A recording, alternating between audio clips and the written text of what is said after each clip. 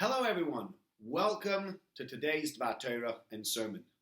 I'm so happy and privileged to be back in Shul today to be able to share this Dvar Torah with you.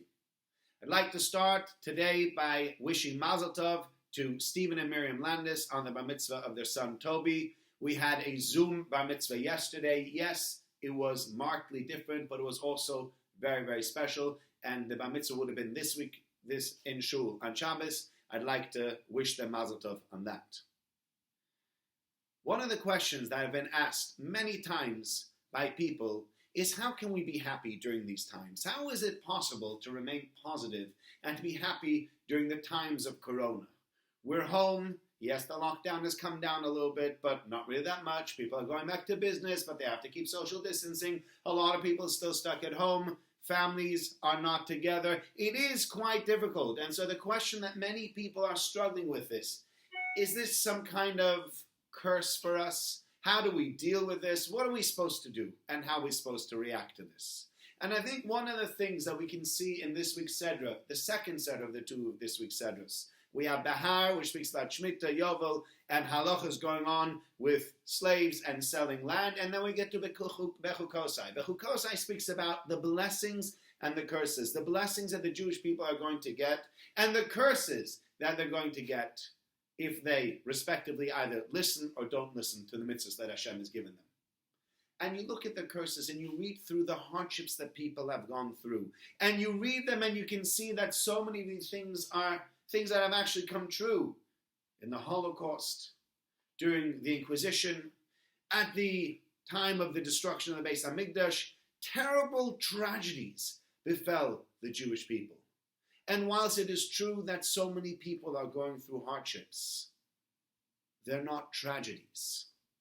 People have lost loved ones, those are tragedies. And we've lost plenty of people within our community, and we extend our wishes of long life to all those, and our wishes of tanchumim, of a nechama, of a comfort to all those who've lost someone.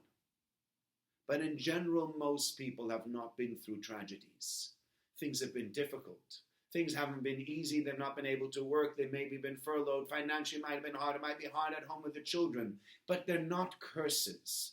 They're not what we read in Bechukosai. They're terrible things that could befall people. And so therefore, when you look at it, and I said to this person that asked me the question, how can I be positive? The question for all of us is, in all of this, positivity comes from focusing on the positives.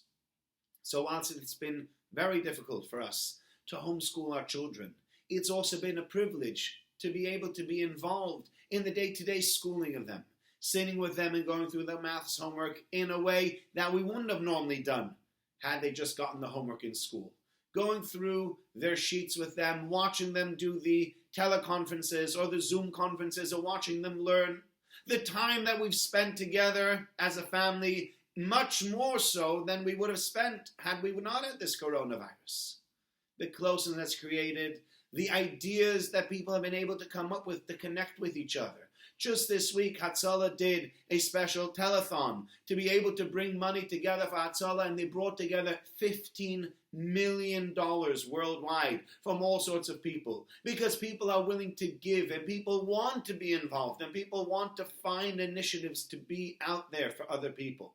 So many people have pivoted and found different ways to make the businesses work, to be able to make money. People have done all sorts of things, and we are in a difficult situation.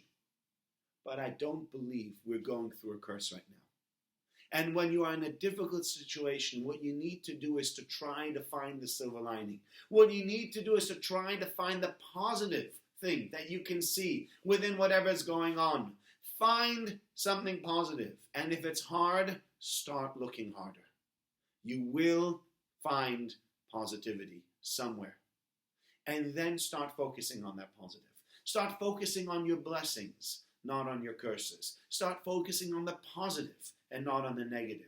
And you'll see slowly but surely, even this very difficult situation that we're going through can be seen from a more positive angle. And we can look at the good parts instead of the bad parts. So that hopefully in a few weeks or maybe in a couple of months when we're able to come back to shul, when we're able to come back together again. And we ask ourselves the question, what happened? How was lockdown? How did you manage those 2 months, 3 months, 5 months, however long it's going to be? The answer will be, yes, it was difficult. But we sought the positive. We sought the right thing to do. We found the right things to do. And we were able to make positive changes in ourselves, be able to make positive changes in our attitudes, and are able to go around with a smile on our face rather than a frown.